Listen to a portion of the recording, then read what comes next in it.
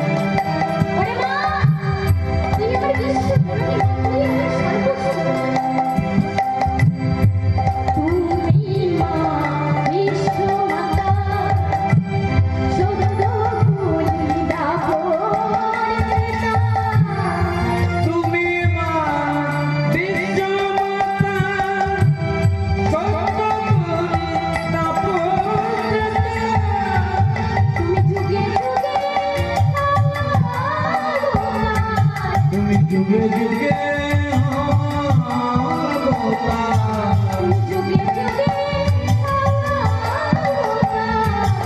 যুগে যুগে